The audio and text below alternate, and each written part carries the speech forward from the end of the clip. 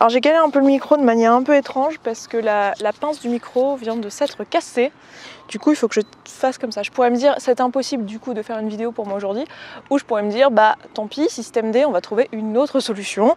Et donc j'ai calé le micro dans mon soutif. Voilà, vous êtes content de l'apprendre. Bref. En fait, il y a une question, enfin il y a une remarque, il y a quelque chose qui revient très souvent en commentaire sous beaucoup de mes vidéos parce que je parle très souvent du fait de se dépasser, d'aller au-delà de ses limites, d'essayer des choses, de se lancer, de y aller quoi, et de ne pas se poser 500 000 questions. Et il y a souvent des commentaires qui reviennent pour me dire que c'est impossible pour eux, pour X raisons que ce soit. Soit j'ai pas assez d'argent, soit j'ai pas le temps, soit j'ai ma famille qui ne me soutient pas, soit pour l'instant j'ai un enfant en bas âge donc ce sera pour plus tard, soit je sais pas, enfin plein de choses pour m'expliquer que c'est impossible. Et je comprends vraiment très sincèrement ce sentiment de se dire voilà, moi je n'ai pas la chance ou les circonstances d'une autre personne qui l'a fait avant moi. Du coup pour moi ça va pas être aussi facile et du coup j'en déduis que pour moi ça va être impossible. Ce qui est faux en fait. Et il faut comprendre quelque chose, c'est que pour moi, je le pense vraiment sincèrement et que je l'ai expérimenté dans plein de domaines dans ma vie, n'est impossible que ce qu'on décide comme tel. Et là, je sais qu'il y en a plein qui vont me dire « Mais tu peux pas dire ça, il y a plein de choses qui sont impossibles pour faut juste être pragmatique, c'est complètement surréaliste ce que tu dis, c'est complètement insensé. Voilà. Et on va me dire typiquement le genre d'exemple qu'on va me dire « Tu peux pas décider de voler, tu peux pas voler, tu es un être humain. Voilà, si tu dis ça, ça veut dire « Ok, alors moi demain, je vole, je prends des ailes et je vole. » Le truc qui est fou avec cet exemple, c'est qu'il revient très souvent lorsqu'on parle du fait de se dépasser et que tout est possible, parce que je pense réellement que tout est possible. Et quand on dit ça, on a cet exemple-là qui revient, et le truc qui est formidable, c'est qu'en fait, les personnes qui donnent cet exemple-là ne se rendent pas compte qu'il y a réellement quelqu'un à qui on a dit un jour « Voler, c'est impossible, tu ne pourras pas y arriver, enfin arrête, voler, c'est impossible ». Il y a réellement quelqu'un qui a cru, et aujourd'hui, on vole avec des avions. Et ça me rend dingue, parce que je me dis, en fait, ça montre à quel point la personne qui dit ça, si vous êtes de celle-ci ou si vous avez d'autres exemples qui sont similaires, si vous pensez ça, c'est que en fait, vous n'avez pas compris qu'il y a une différence entre dire qu'un résultat est impossible et dire qu'un chemin pour y arriver n'est pas disponible pour vous. Ça change la donne, c'est-à-dire qu'il n'y a pas qu'une seule façon de réaliser un objectif. Il n'y a pas qu'une seule façon de faire les choses. Je donne un exemple peut-être un peu plus concret. Récemment, on m'a dit en commentaire, je ne peux pas faire les études qui me plaisent et qui me passionnent parce que mes parents ne me soutiennent pas là-dedans et ils ne financeront pas. Et donc c'est impossible pour moi. Ça ne veut pas dire que c'est impossible. Je comprends que ça soit une difficulté supplémentaire, je comprends que ça soit dur psychologiquement de vouloir aller à l'encontre de ses parents, etc. Et je l'entends très bien, mais ce n'est pas impossible. Tout ce que ça veut dire, c'est que la solution classique de faire des études qui est je vais faire des études, mes parents me payent mes études ou me soutiennent financièrement durant mes études, eh bien c'est pas la solution qu'il va falloir mettre en place pour cette personne-là, c'est-à-dire qu'il va falloir en trouver une autre. Je sais pas si ça va être travailler en plus, je sais pas si ça va être arrêter un an pour travailler, pour pouvoir financer ensuite l'année de BTS ou les 2 années de BTS derrière ou de autre chose d'ailleurs, de fac ou je ne sais quoi.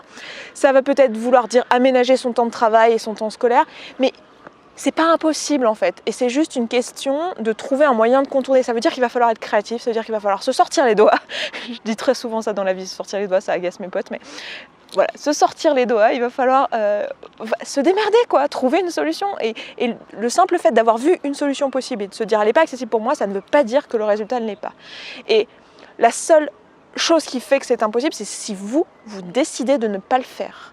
Et si vous décidez d'arrêter de chercher des solutions. Et le problème, c'est qu'il ne faut pas s'arrêter au premier échec, il ne faut pas s'arrêter au premier truc que tu vois qui t'empêche d'aller au bout. Il faut juste se dire, ok, j'ai appris ce chemin-là, c'est pas possible pour moi. Et je l'ai vécu personnellement, notamment avec le coup des études.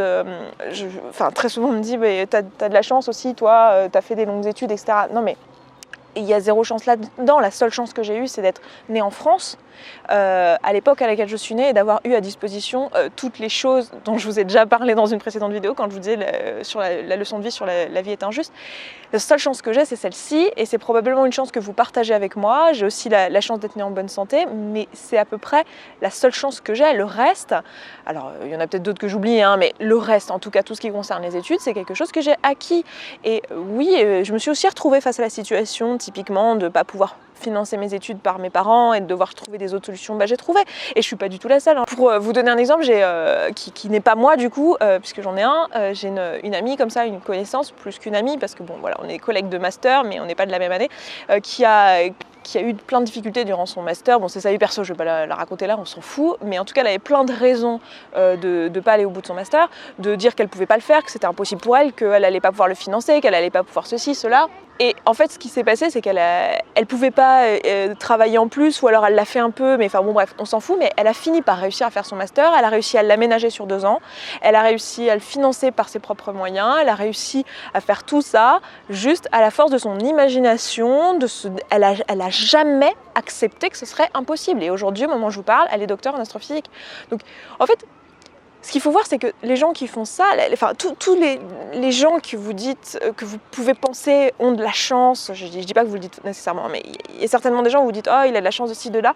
En fait, il faut aller voir un peu ce qu'il y a derrière. Et très souvent, on se dit « Ah oui, mais effectivement, il a eu cette opportunité à ce moment de sa vie qui lui a permis d'être là où il est ». Et quand il en parle, il dit souvent « J'ai eu la chance de tomber sur ça » ou « J'ai eu l'opportunité de ma vie » ou « J'étais à bon endroit au bon moment ». Le truc qu'il faut voir, c'est qu'on a tous des opportunités dans notre vie.